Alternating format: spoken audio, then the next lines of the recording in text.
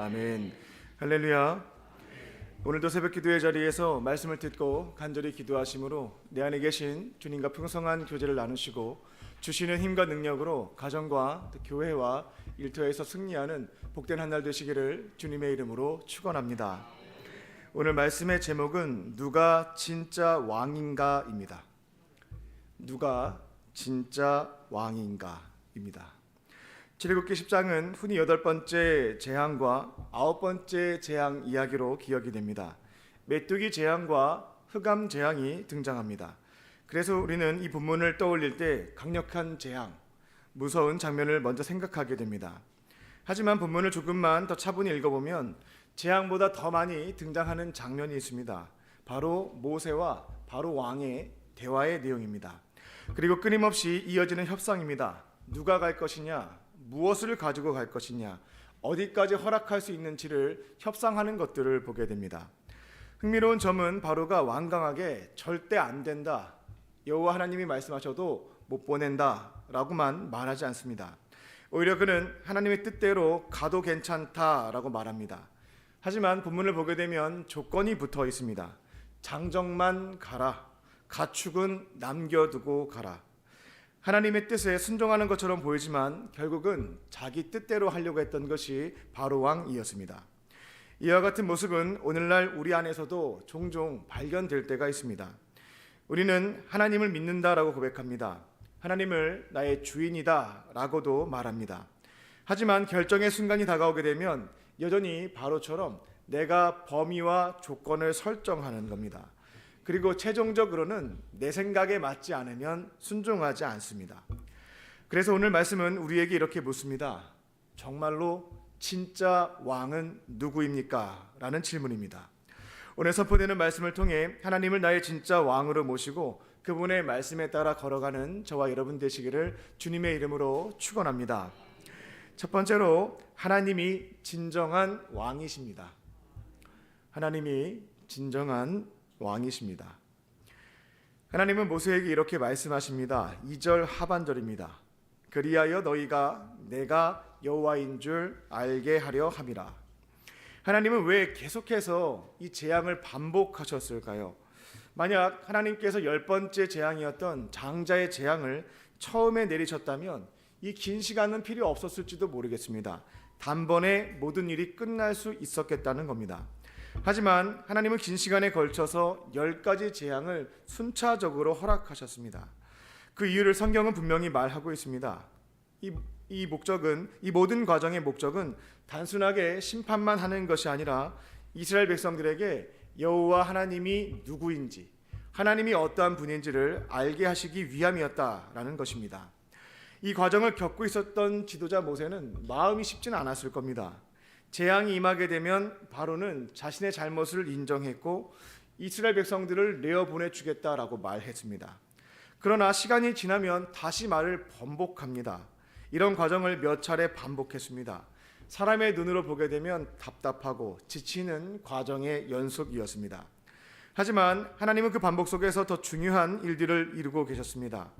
당장 눈에 보이는 결과를 빠르게 얻기 위해서는 장자의 죽음 재앙을 처음에 하시면 됐겠습니다만 하나님은 이 일을 통해서 이스라엘 백성들을 400년 넘게 힘들게 해왔던 애굽에 대한 심판, 그리고 무엇보다 이스라엘 백성들에게 여호와 하나님이 진짜 왕이다, 너희들이 섬기는 우상은 잘못된 것이다 라는 것을 알게 하시고 믿게 하시기 위해서 이 시간을 거쳐가셨다라는 겁니다. 사실 이스라엘 백성들은 긴 세월이 흘렀기 때문에 하나님에 대해서 분명히 알고 있었던 백성은 아니었습니다. 430년이란 긴 시간 동안 애굽에서 살아왔고 노예의 삶 속에서 하나님에 대한 기억은 너무나 과거의 사건, 희미해져 버렸다라는 겁니다. 여호와 하나님을 또 유일하신 하나님으로 고백하기보다 이집트에는 온갖 잡신이 많았거든요. 여러 신 중에 하나로 여길 수 있는 위험에 놓여 있었습니다. 그래서 출애굽은 단순히 장소를 옮기는 사건이 아니고요, 여호와 하나님이 어떠한 분이신지를 이 민족이 배우는 시간이었다라는 것입니다. 하나님은 애굽에 임한 재앙들을 통해서 그들이 지금까지 의지했던 헛된 우상들이 헛것임에 대해서 가르쳐 주십니다. 자연을 다스린다는 신들, 풍요와 생명을 책임진다는 신들, 질서를 관장한다는 신들, 그리고 모든 영역에서 여호와 하나님이 진짜 하나님, 진짜 왕이심을 보여주시게 됩니다. 그들이 지금까지 왕처럼 의지했던 것들이 결코 왕이 될 수 없다는 사실을 가르쳐 주신 겁니다. 사람들은 누구나 각자 마음속에 왕을 한 분씩 모시고 삽니다. 그리고 그 왕의 지배, 노예로 살아갑니다. 건강을 왕으로 모신 사람은 건강의 노예가 됩니다. 돈을 왕으로 모신 사람은 돈의 노예가 됩니다. 성공을 왕으로 모신 사람은 말 속에 성공밖에 없습니다. 성공의 노예가 됩니다. 그렇게 자신이 모시고 있는 왕에게 지배당하고 끌려다니듯 살아가게 되는 인생이 있다라는 겁니다. 하지만 출애굽 사건을 통해 분명히 알 수 있는 것은 우리의 진정한 왕은 하나님밖에 없구나라고 하는 진리입니다. 하나님은 우리를 종으로 대하시지 않고 사랑하는 자녀로 삼아주시는 분입니다. 그리고 우리를 살리기 위해서 하나밖에 없는 독생자 예수님을 내어주신 은혜로우신 사랑이 넘치시는 분인 줄로 믿습니다.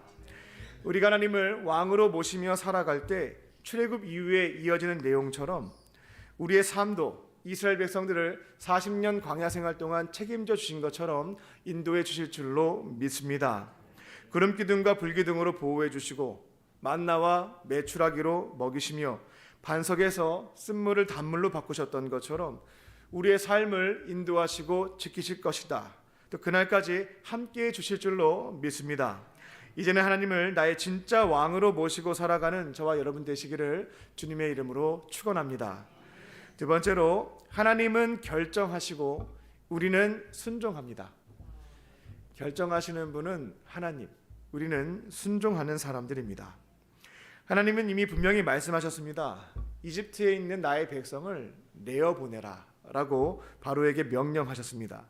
여기에는 따르는 조건이 없었습니다. 다 보내면 됩니다. 누구만 가라, 어떤 것은 남겨두어라 라는 세부 시행세칙은 없었습니다. 하나님은 결정하셨습니다. 그런데 출애굽기 10장에서 바로의 모습을 보게 되면 표면적으로는 하나님의 말씀을 따르고 있다라고 볼 수 있겠습니다. 가라, 여호와 말씀대로 모세는 이스라엘 백성들을 데리고 가라라고 말합니다. 하나님 앞에 예배 드리러 가는 것을 거부하지 않았습니다. 겉으로 보면 순종하는 것처럼 보이지만 자세히 보게 되면 여러 가지 조건을 붙이는 것을 볼 수 있습니다. 11절을 보게 되면 장정들만 가라, 여성과 노인과 아이는 두고 장정들만 가라 라고 처음 얘기하고요. 24절을 보게 되면 다 가도 되는데 가축은 가지고 가면 안 된다, 가축은 남겨놓고 가라 라고 말합니다. 보내주는 것처럼 말하지만 사실은 완전히 보낼 생각이 없었다라는 겁니다.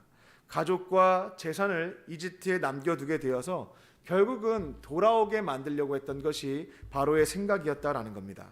인질로 삼아서 끝까지 자기 통제와 손아귀 안에 두려고 했던 것이 바로였습니다. 그래서 바로의 태도라고 하는 것은 순종이 아니라 불순종이었습니다.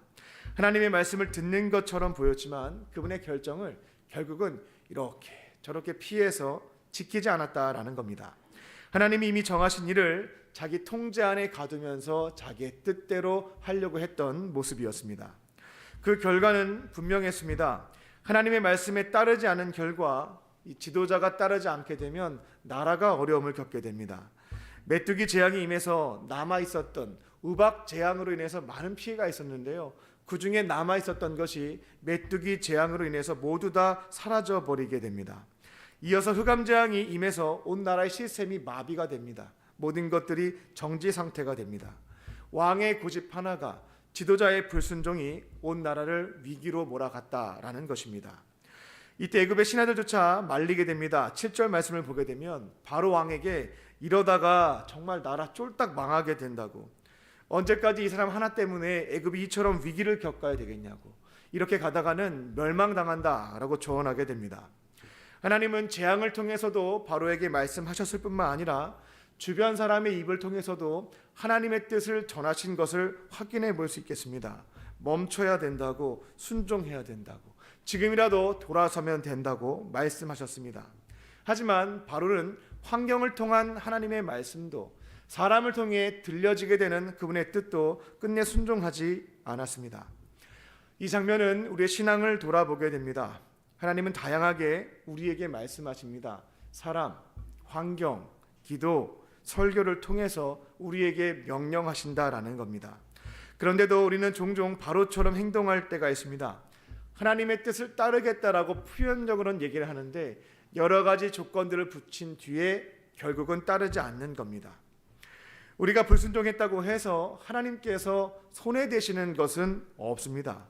우리가 불순종할 때 결과는 우리가 받습니다. 반대로 하나님의 말씀에 따라 우리가 순종하게 되면 이런 착각을 할 때가 있습니다. 하나님 말씀 잘 들으면 하나님께서 덕을 보실 거다. 그렇지 않습니다. 순종의 열매와 복이라고 하는 것은 지킨 자들이 얻게 됩니다. 결국 하나님의 말씀은 그분을 위한 것이 아니고요, 우리를 살리기 위한, 우리에게 복 주시기 위한 말씀이구나, 이 점을 기억해야겠습니다.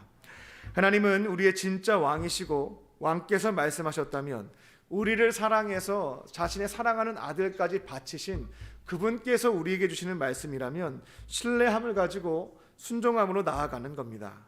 그 순종 안에 하나님의 보호도 있고 인도하심도 있고 은혜도 풍성한 줄로 믿습니다. 하나님께서 이미 나에게 결정하시고 말씀하셨지만 여러 가지 조건을 붙여가며 밀어가는 것들이 있겠습니다.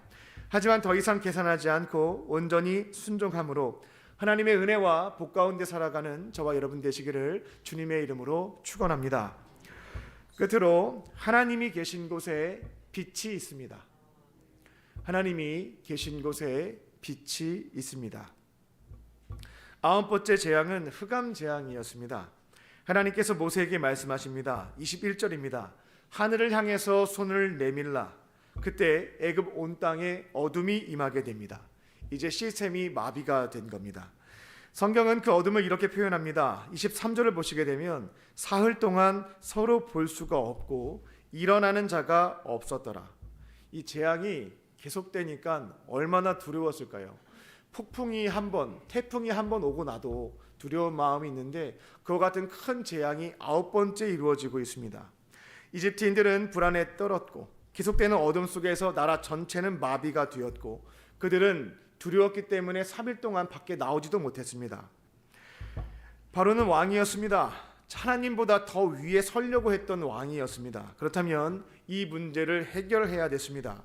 3일간의 암흑이라 할지라도 나라가 운영될 수 있도록 정비를 하고 대책을 마련하고 조치를 취해야 됐다라는 겁니다.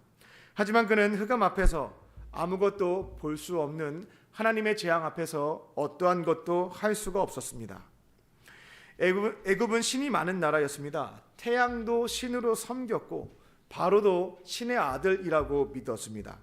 하지만 이집트 사람들이 그토록 믿어왔던 신들은 태양신 역시 태양을 비춰주지 못했다라는 겁니다. 여기에 성경은 결정적인 한 문장을 덧붙이게 됩니다.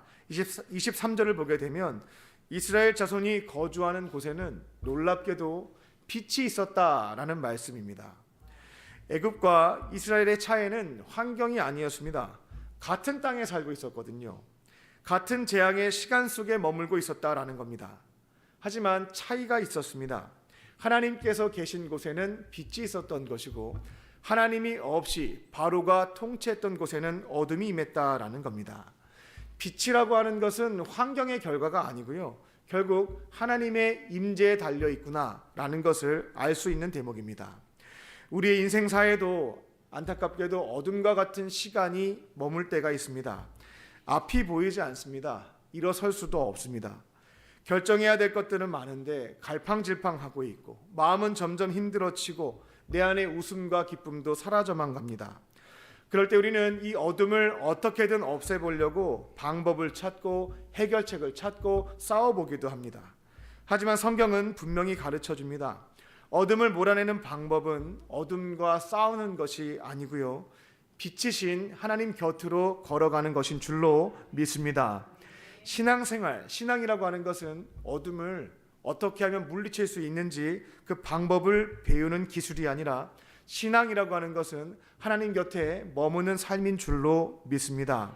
말씀 곁에 머무는 것, 앞이 보이지 않아도 기도의 자리에 머무는 것, 아무리 마음이 힘들어도 그분 곁에 머무는 것, 떠나지 않는 것이 바로 신앙이요 믿음에 해당된다는 겁니다.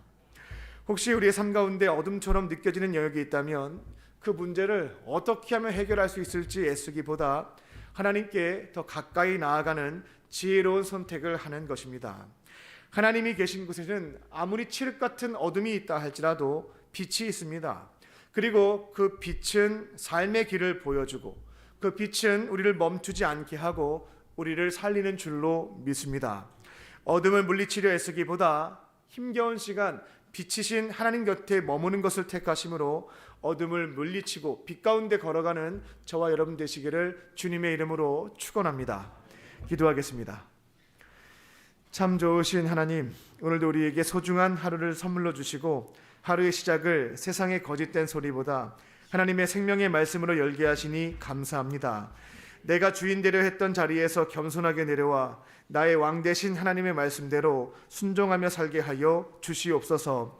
어둠처럼 느껴지는 현실 속에서도 빛이신 주님 곁을 떠나지 않게 하여 주시고 하나님 안에 머물며 그 빛을 따라 걸어가는 복된 인생이 되게 하여 주시옵소서. 오늘 주님의 사랑과 은혜에 감사하며 정성을 다해 예물을 드린 손길이 있습니다. 우리의 형편과 마음의 소원을 주님께서 아시오니 하늘의 신령한 복과 땅의 기름진 은혜로 충만하게 채워 주시옵소서. 이곳에 몸과 마음과 영혼의 연약함으로 고통받는 환우들이 있습니다. 성령께서 아픈 부위 안수하여 주시고 치유의 은혜로 회복시켜 주시옵소서. 모든 영광을 주께 올려드리며 우리를 가장 선한 길로 인도하시는 예수님의 이름으로 기도하옵나이다. 아멘. 이 시간 함께 기도